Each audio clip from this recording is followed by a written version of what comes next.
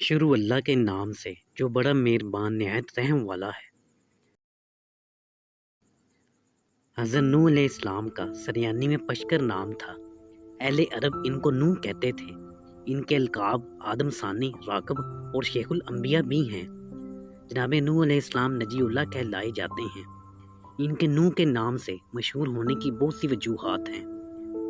ایک مرتبہ آپ کا گزر ایک شکاری کتے کے قریب سے ہوا جو زخموں سے چور تھا۔ وہ کتا آپ کے قریب آیا تو آپ نے اس سے فرمایا، اے کبھی دور رہ۔ یہ سن کر کتے نے کہا، اگر آپ سے ممکن ہو تو مجھ سے بہتر مخلوق پیدا کر دے۔ ایک اور روایت کے مطابق کتے نے جواب دیا کہ آپ نقش کو برا کہہ رہے ہیں یا نقاش کو، یعنی مجھے برا کہتے ہیں یا میرے پیدا کرنے والے کو۔ اس بات کے بعد کتے نے کہا کہ اے نوح، زبان کو روکیں کہ آدمیت کا لقب آپ نے خود اختیار نہیں کیا اور نبوت کے منصب پر آپ خود فائز نہیں ہوئے۔ میرے پیدا کرنے والے میں یہ طاقت ہے کہ وہ میرے جسم سے کتے کی کھال اتار دے اور انسانوں کی پیشانی پر ذلت کا نشان لگا دے۔ نوح علیہ السلام یہ باتیں سن کر مضطرب ہوئے اور کئی سال تک مصروف گریہ رہے۔ یہی سبب آپ کے نوح مشہور ہونے کا ہوا۔ جب نوح علیہ السلام طوفان کے بعد کشتی سے باہر آئے تو ابلیس لعین سے کہا، آپ کی وجہ سے میرا ایک بڑا کام بن گیا ہے۔ یہ بات سن کر حضرت نوح علیہ السلام غضب میں آ گئے اور فرمایا، اے لعین، میں نے کوئی کام تیری مرضی کے مطابق نہیں کیا ہے اور نہ آئندہ کروں گا۔ میرا کون سا عمل ایسا تھا جو تیرے فائدے کا سبب ہوا؟ کہنے لگا کہ مجھے اور میرے ساتھیوں کو آپ کی امت کے افراد کو بہکانے میں بہت محنت کرنا پڑتی تھی۔ جب وہ برے اعمال کر کے مستحق عذاب بنتے تھے اور میں ان کو تا دم مرگ بہکاتا تھا اور اپنے مرتے دم تک ایسا ہی کرتا رہوں گا، لیکن آپ نے میری اس طرح مدد کی ہے کہ آپ کی ایک ہی بدعا سے سب کے سب مستحق نار ہو گئے۔ یہ سن کر نوح علیہ السلام اپنی دعا پر پشیمان ہوئے اور فرمانے لگے، کاش میں یہ دعا نہ کرتا، اپنی قوم کی بدعمالیوں اور اذا رسانیوں پر صبر کرتا۔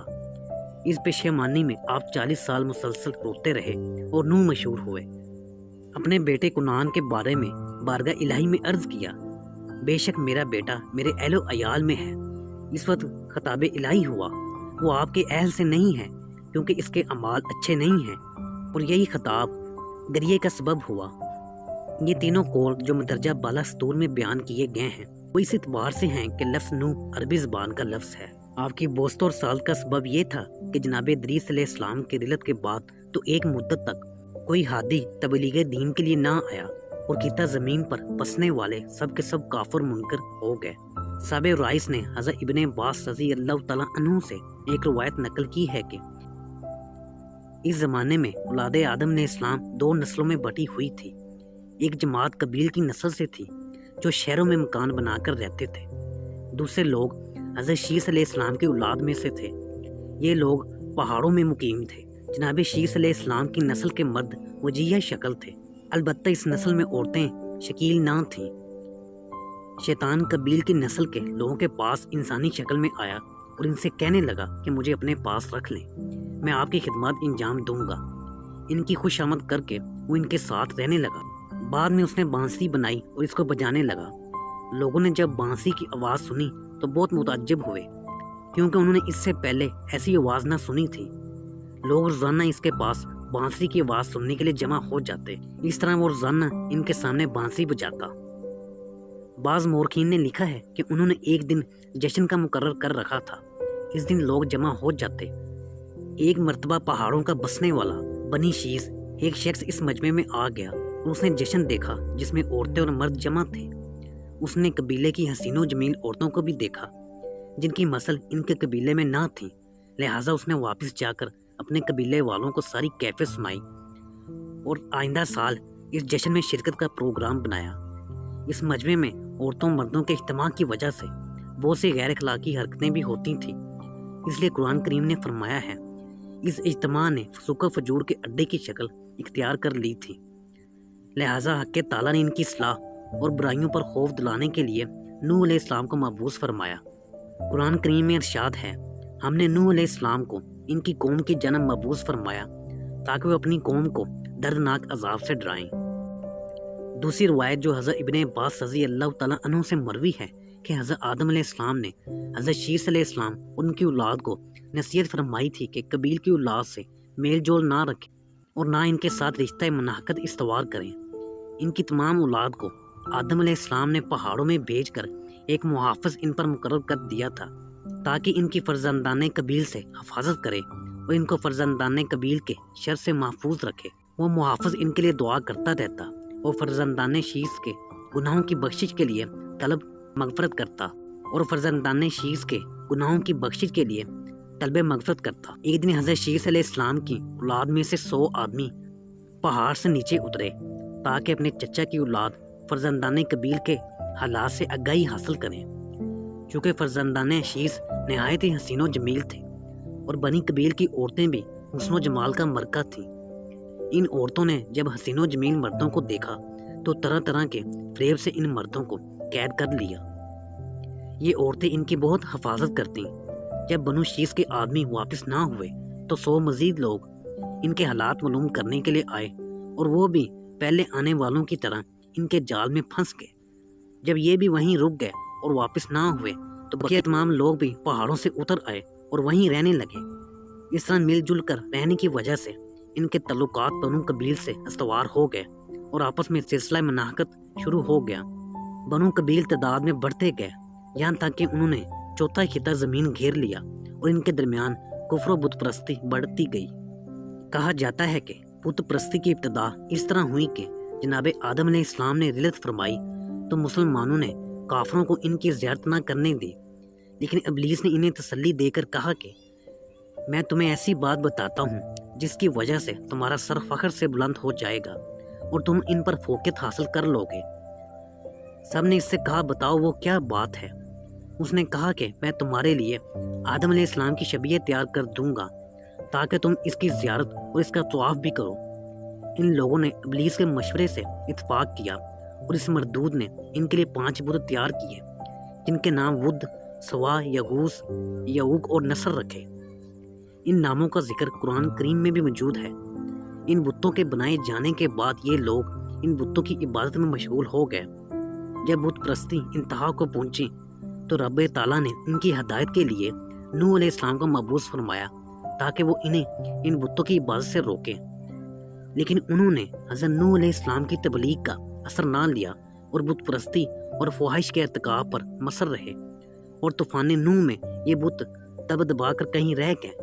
لیکن ابلیس نے کوشش کر کے ان بتوں کو وہاں سے اہل عرب کے لیے نکالا اور ان بدبختوں نے ایک ایک بت کو اپنے لیے منتخب کر لیا۔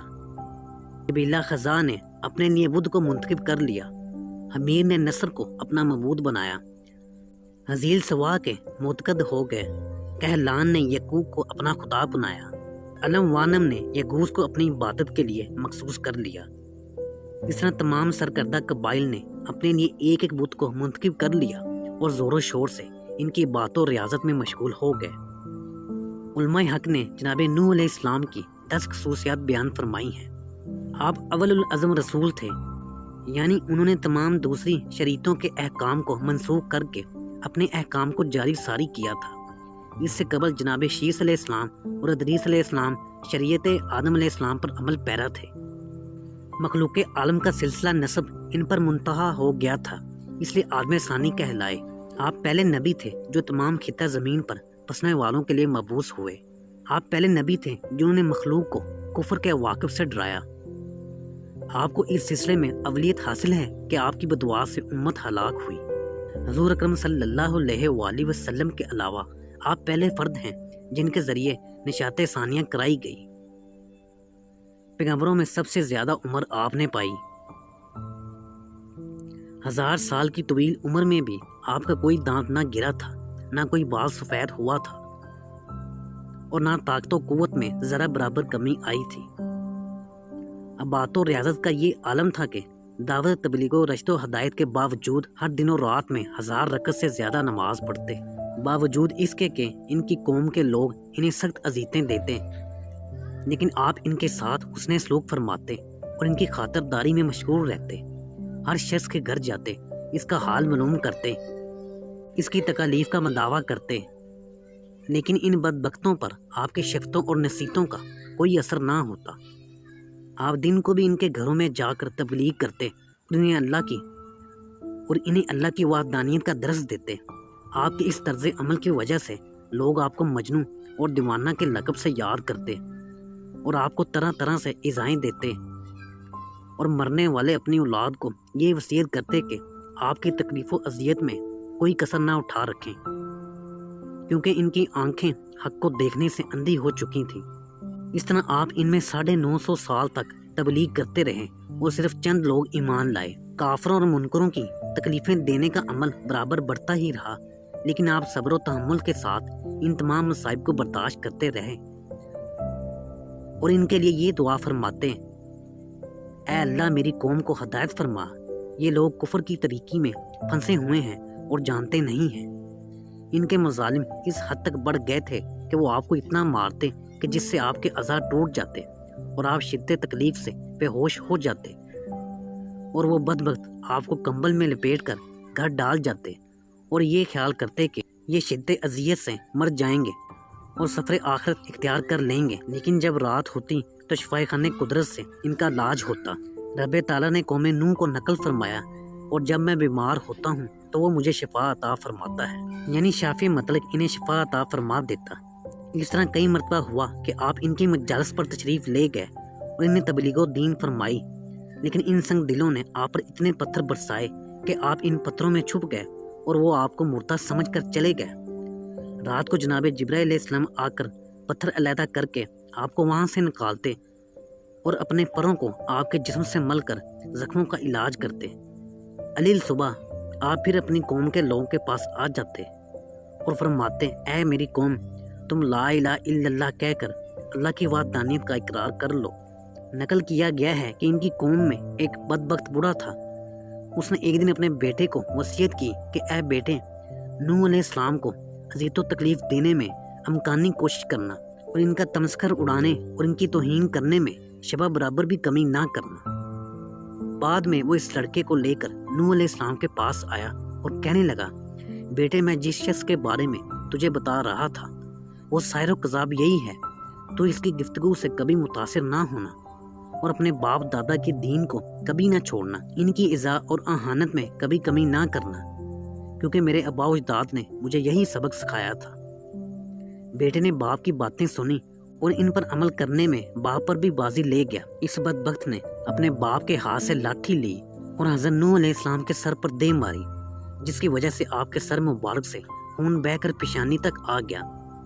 इस वक्त आपने बारगाह इलाही में अर्ज किया, इलाही तेरे इल्म में है कि इस कौम के लोग मेरे साथ अहानत अमेज सलूक करते हैं। ऐ रब, मैंने अपनी कौम वालों को शब रोज़ हदायत का दर्स दिया, लेकिन उन्होंने हमेशा राय हक से फरार इख्तियार की।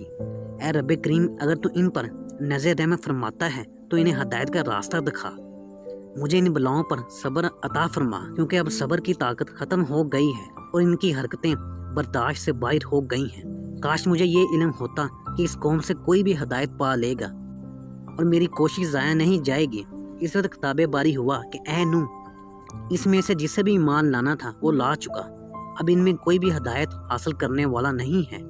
अल्लाह ताला ने नूह अलैहिस्सलाम के पास वही भेजी कि अब तुम्हारी कौम में कोई ईमान लाने वाला नहीं है, जिन्हें ईमान लाना था वो ला चुके।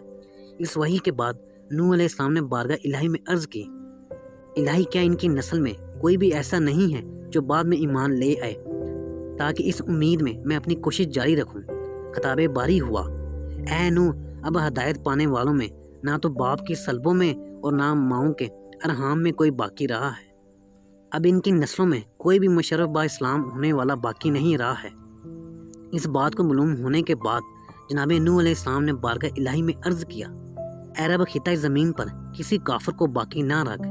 ये दुआ मुस्तजाब हुई और इनके अज़ाब का हुक्म जारी हो गया। इनके बारे में अल्लाह ताला ने इरशाद फरमाया, अब इनके बारे में जिन्होंने जुल्म सतम तोड़े हैं मज़ीद कुछ कहने की ज़रूरत नहीं, ये लोग गर्क कर दिए जाएंगे। इन नाफरमानों को पानी के अज़ाब के ज़रिए आतिश दोज़ख में धकेल दिया जाएगा और आपको माँ आपके अहबाबो एलो अयाल के कश्ती के ज़रिए तूफ़ान से निजात दिलाई जाएगी। आप हमारी हिदायत के मुताबिक कश्ती तैयार करें। जब नूह अलैहिस्सलाम से खिताबे बारी हुआ कि आप कश्ती तैयार करें, तब नूह अलैहिस्सलाम ने दरियाफ्त फरमाया, इलाही, ये कश्ती क्या चीज़ है? खिताबे बारी हुआ कि वो मकान जो पानी पर चलता है। नूह अलैहिस्सलाम ने दोबारा अर्ज़ किया, कौन सा पानी? खिताब बारी हुआ, जिसको हम नाजिल करेंगे और इसमें काफिर गर्क हो जाएंगे। ये काफिर मुर्दे हैं और मुर्दों को गुस्ल देना चाहिए, और मैं जो चाहूँ इस पर कुदरत रखता हूँ। नूह अलैहिस्सलाम ने अर्ज़ किया कि इसके लिए लकड़ी कहाँ से दस्तयाब होगी? हुक्म इलाही हुआ कि दरख्त लगाओ। अगर जनाब जिब्राइल अलैहिस्सलाम ने चंद शाखें साज की लाकर दी, इनको नूह अलैहिस्सलाम ने ज़मीन में लगाया। 40 साल के अरसे में वो तनावर दरख्त बन गए। इसी सना में जनाब नूह अलैहिस्सलाम की बदुआ के असर से ये काफिर मुसाइब में घिरे रहे। इनकी औरतें बांझ हो गईं और इस अरसे में आसमान से एक कतरा बारिश का ना टपका। इस सना में ना तो नूह अलैहिस्सलाम ने इन्हें तबलीग की और ना वो नूह अलैहिस्सलाम से मज़ाहम हुए। 40 साल के बाद हुक्म इलाही हुआ कि दरख्त काट कर कश्ती बनाने के लिए तमाम सामान मुहैया करें। जब तमाम सामान मुहैया हो गया तो जिब्राइल अलैहिस्सलाम ने कश्ती बनाने का तरीका बता दिया। इस तरह नूह अलैहिस्सलाम ने कश्ती बनानी शुरू कर दी। लोग जब आपको कश्ती बनाने में मशगूल देखते तो आपका मजाक उड़ाते कि देखो मनसब नबूवत से तरक्की करके बड़ाई का काम करने लगे हैं, जो जाहिर करते हैं कि इनका दिमाग चल गया है। खिता ज़मीन पर एक कतरा नहीं बरसता है और ये कश्ती बनाने में मसरूफ़ हैं। हक़ ताला ने इनकी इन खराफात को कुरान करीम में इन अल्फाज में बयान फरमाया है। जब इनकी कौम के लोग इन पर गुजरते तो इनका मजाक उड़ाते। अब हम इनका मजाक नहीं उड़ाएंगे जैसा कि वो पहले करते रहे। अब इन्हें मालूम होगा कि इन पर कैसा दर्दनाक अजाब आएगा। खिताब इलाही हुआ कि ए नूह अलैहिस्सलाम, कश्ती बनाने में जल्दी करो, क्योंकि हमारा गज़ब शिद्दत इख्तियार कर गया है और ये हमारे गज़ब के मुस्तहिक हो गए हैं। नूह अलैहिस्सलाम ने मददगार हासिल करने की इजाज़त ली और अपने बेटों को साथ लेकर ये 6 अफराद कश्ती बनाने में मसरूफ़ हो गए। जब कश्ती तैयार हुई तो इसकी कैफियत से मुतल्लिक मुख्तलिफ रवायात में इस तरह हैं। इब्ने अब्बास की रवायत के मुताबिक इसकी लंबाई 660 गज़ और चौड़ाई 330 गज़ और ऊंचाई 33 गज़ थी। इसमें 3 मंजिलें थीं। पहली मंजिल में दरिंदे और चौपाए, दूसरी मंजिल में दूसरे जानवर और परिंदे और तीसरी बलाई मंजिल में नूह अलैहिस्सलाम और इनके मानने वाले थे। इस कश्ती की ज़ाहिरी शक्ल परिंदे की तरह थी। इसका सर मोर की तरह और सीना बतख की तरह। एक और रवायत के मुताबिक इसका सीना कबूतर की तरह और इसकी दुम मुर्ग की तरह। इसके अंदर और बाहर तार कोल से रंग किया गया था। इसके बाद हुक्म हुआ कि अब अपने जद्दे आला आदम अलैहिस्सलाम के जस्दे मुबारक के लिए एक तबूत बनाएं, ताकि पानी बरसे और सैलाब की मौजूद की वजह से इनका जस्दे मुबारक मुतफरक ना हो जाए, क्योंकि ये मुनासिब नहीं कि इनका जस्दे मुबारक इस सैलाब से मुतासिर हो। अलगर्ज नूह अलैहिस्सलाम ने सागून की लकड़ी से एक तबूत तैयार किया जो आपके जस्दे मुबारक के मुताबिक था, और हुक्म इलाही के मुंतज़िर रहे यहाँ तक कि आपके पास हुक्म इलाही आ गया। जब वादा इलाही पूरा हुआ और तनूर उबलने लगा तो हमने हुक्म दिया कि अब कश्ती में सवार होने से पहले इसमें हर सनफ के जानवरों के 2-2 जोड़े साथ ले लो। हज़रत अली रज़ी अल्लाह तआला अन्हु ने फरमाया है कि इससे नूरे सुबह और तुलुए फजर मुराद है। हसन बसरी ने कहा कि इससे तनूर ही मुराद था जिसमें रोटी पकाई जाती थी। इस तनूर के बारे में कई कौल हैं। बाज ने कहा कि जनाब नूह अलैहिस्सलाम एक रोटी वाले की दुकान पर खड़े थे, जिसने मजाकन कहा कि वो तूफान जिसकी आप खबर देते हैं कहाँ है और इस तूफान का पानी कहाँ से आएगा। ये सुनकर नूह अलैहिस्सलाम ने फरमाया, तेरे तनूर से। इधर ये फिक्रा ज़बान नबी से अदा हुआ, उधर तनूर से पानी उबलना शुरू हो गया। लेकिन अक्सर मुफस्सिरीन ने लिखा है कि वो आदम अलैहिस्सलाम का तनूर था जो आपके वर्षे में मिला था, और बाद हज़रात ने इसको लोहे के एक टुकड़े से तबीर किया है जो बाबुल कंदा के दाएं जानब है, जो सरज़मीन कुफा में वाक़या है। कबीला कंदा के लोग कुफा में मुकीम थे। इस तरह बाद मुफस्सिरीन ने यह भी कहा कि नूह अलैहिस्सलाम की बीवी अपनी बेटी के साथ घर में रोटी पका रही थी कि एकदम तनूर से पानी उबलने लगा, तो वो इस तहय्युर अमेज़ वाक़ियों को देखकर नूह अलैहिस्सलाम के पास भागती हुई आईं और सारा वाक़या बताया, जिससे आपने समझ लिया कि वादा इलाही पूरा होने का वक्त आ गया है। इस वक्त हुक्म इलाही हुआ कि जानवरों की हर किस्म के जोड़े अपने साथ रखें। नूह अलैहिस्सलाम ने अर्ज़ किया कि खुदावंद, रोए ज़मीन के हैवानात को मैं किस तरह जमा करूं? रब ताला ने हवाओं को हुक्म दिया, जिसने मशरक़ व मगरब, शमाल व जनूब से जानवर जमा कर दिए। अब नूह अलैहिस्सलाम ने अर्ज़ किया, इलाही शेर और गाय को किस तरह इकट्ठा करूं, क्योंकि अज़ल से इन दोनों के दरमियान अदावत पैदा कर दी गई है। रब करीम ने फरमाया, ये अदावत किसने पैदा की है? नूह अलैहिस्सलाम ने अर्ज़ किया, इलाही तूने। रब तआला ने फरमाया, अब इनके दरमियान मोहब्बत और उल्फत पैदा कर दूंगा कि एक दूसरे को नुकसान ना पहुंचाएंगे। नकल है कि रब ताला ने इस दिन शेर को बुखार में मुब्तला कर दिया ताकि वो किसी दूसरे जानवर को नुकसान ना पहुंचाए। नूह अलैहिस्सलाम को ये भी हुक्म हुआ था कि आप 1 साल की ग़िज़ा अपने साथ रख लें। बाज़ रवायतों में ये भी आया कि कश्ती की दरमियानी मंजिल में खाने और पीने का सामान था, क्योंकि बलाई मंजिल में नूह अलैहिस्सलाम और इनके मानने वाले थे।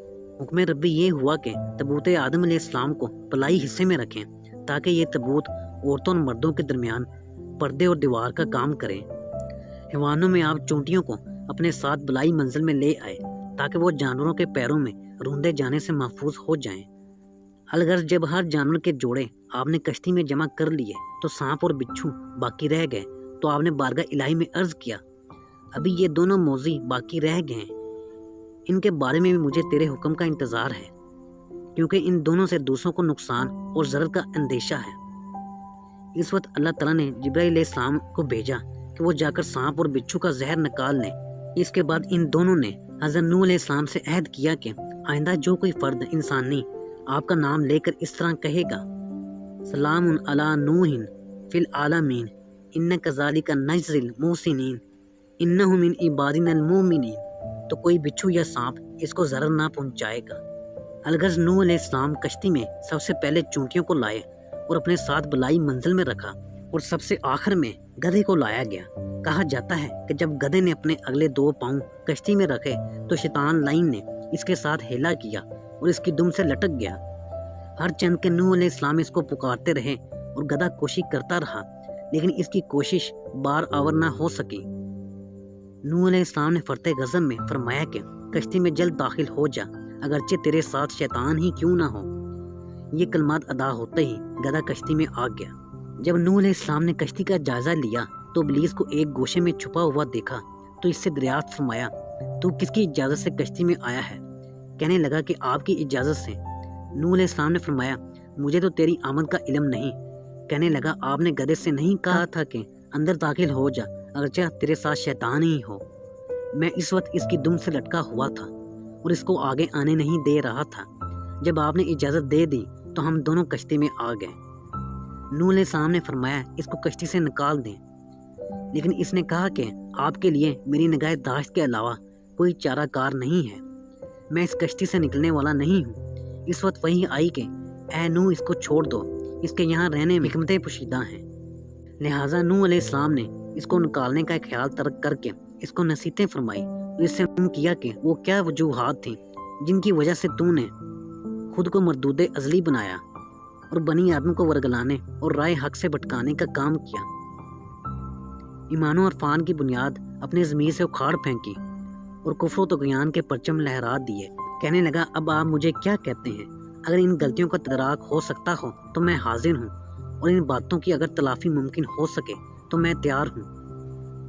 नूह अलैहिस्सलाम ने फरमाया कि अल्लाह ताला की बारगाह में तौबा इस्तगफार कर, शायद कि इन गलतियों की तलाफी हो जाए। कहने लगा, अभी तो ये भी मालूम नहीं कि मेरी तौबा कबूल भी हो जाएगी या नहीं। नूह अलैहिस्सलाम ने बारगाह इलाही में अर्ज़ किया तो जवाब मिला, इसकी तौबा सिर्फ इसी शर्त पर कबूल होगी कि वो तबूत आदम अलैहिस्सलाम को सजदा करे। नूह अलैहिस्सलाम ने इब्लीस से कहा कि अब सिवाय इसके कोई चाराकार नहीं कि तू तबूत आदम अलैहिस्सलाम को सजदा करे। कहने लगा, वाह, ये भी कोई बात हुई, मैंने इस वक्त आदम अलैहिस्सलाम को सजदा ना किया चाहे वो हयात थे, अब मट्टी के ढेर को सजदा करूं, ये नामुमकिन है। अबू मती फरमाते हैं कि जब जानवर यके बाद दीगरे कश्ती में आने लगे तो बकरी नहायत दुश्वारी के साथ सवार हो रही थी। इस वक्त नूह अलैहिस्सलाम ने इसकी दुम पकड़कर कश्ती में डाल दिया। इसकी दुम टूट गई और इसकी शर्मगाह जाहिर हो गई, और वो सिलसिला इसकी नस्ल में आज तक जारी है। इस तरह भेड़ के साथ हुआ। भेड़ जब आई तो उसने आपकी अताअत की और सीधी तरह आसानी के साथ चलने लगी। नूह अलैहिस्सलाम ने इसकी दुम पर हाथ फेरा, इसकी वजह से इसकी चक्की बढ़ गई और शर्मगाह छुप गई। ये वाक़या मुतीब फरमा बरदार लोगों के लिए बशारत और नाफरमानों के लिए इबरत का मुकाम है, क्योंकि नाफरमानी या तसाल पर्दा दरी का सबब बना है, जबकि अताअत पर्दा पोशी का सबब बन गई है। जब नूह अलैहिस्सलाम अपनी औलाद और अपने मानने वालों को कश्ती में लेकर आ रहे थे तो आपका बेटा कुनान और आपकी बीवी वाला ये माँ और बेटा दूर से खड़े हुए तमाशा देख रहे थे और खुद को इनसे अलग करके इनका मजाक उड़ा रहे थे। हर चंद नूह अलैहिस्सलाम ने बेटे से फरमाया, ऐ बेटे हमारे साथ आ जा और नाफरमानों में मत शामिल हो। तो वो कहने लगा, मैं पहाड़ पर चला जाऊंगा और पानी से महफूज हो जाऊंगा। इसकी बात सुनकर नूह अलैहिस्सलाम ने फरमाया, आज के दिन कोई बचाने वाला नहीं मगर वो मालिक जिस पर खुद करम फरमा दे। अभी ये गुफ्तगू हो रही थी कि एक मौज आई और इन्हें बहाकर ले गई। पानी की मौज जब बेटे को नूह अलैहिस्सलाम के सामने बहाकर ले गई तो इस वक्त आपको बहुत अफसोस हुआ और अपने जिगर गोशे की वापसी के लिए अल्लाह ताला की बारगाह में अर्ज गुजार हुए। इलाही ये मेरा बेटा मेरे अहलो अयाल में से है, तूने मेरे अहलो अयाल की निजात का वादा फरमाया है। ऐ मेरे रब तुझसे वादा खिलाफी मुमकिन नहीं है। फरमाने इलाही हुआ वो तुम्हारे अहलो अयाल में से नहीं है। काफर का मुसलमान से क्या काम, इसने अपने कुफर की वजह से सारे रिश्ते और नाते ख़त्म कर दिए। इन बातों के बारे में आप सवाल ना करें जो अमूर आपसे मुतालिक नहीं। अगर आपने इन अमूर के बारे में सवालात किए तो आप जाहिलों में शुमार होने लगेंगे। ये बात सुनकर आपने आइंदा क़यामत तक गुनाहगारों की सिफारिश न करने का इरादा किया। यूसुफ बिन महरान ने इब्ने अब्बास रज़ी अल्लाह तआला अन्हु से रवायत की कि जब पानी चढ़ना शुरू हुआ तो ओज बिन अनक जो औलाद आदम से था, इसकी माँ ओक जो जनाब आदम अलैहिस्सलाम की बेटी थी, इसके बाप का नाम सीमा था लेकिन ये अपनी माँ की निस्बत से मशहूर था। नूह अलैहिस्सलाम के पास ये दरख्वास्त लेकर आया कि इसको भी कश्ती में पनाह दी जाए, लेकिन नूह अलैहिस्सलाम ने इनकार कर दिया। आपने फरमाया, अल्लाह की पनाह कि मुनकरीन इस्लाम को कश्ती में पनाह दूँ, ये फरमाकर उसे वापस कर दिया। हासिल कलाम ये कि कोई ज़ी रूह स्वाय ओज बिन अनक के इस तूफान से निजात हासिल ना कर सका, ये अपने कद की वजह से महफूज रहा। हमारी आज की वीडियो यहीं तक थी। नाज़रीन, इसी उम्मीद के साथ हम आपसे इजाज़त चाहेंगे कि आपको हमारी आज की वीडियो पसंद आई होगी। मिलते हैं बहुत जल्द एक नई मालूमाती वीडियो के साथ। तो देखते रहें इस्लामिक डायल। अल्लाह आपका हामी व नासिर।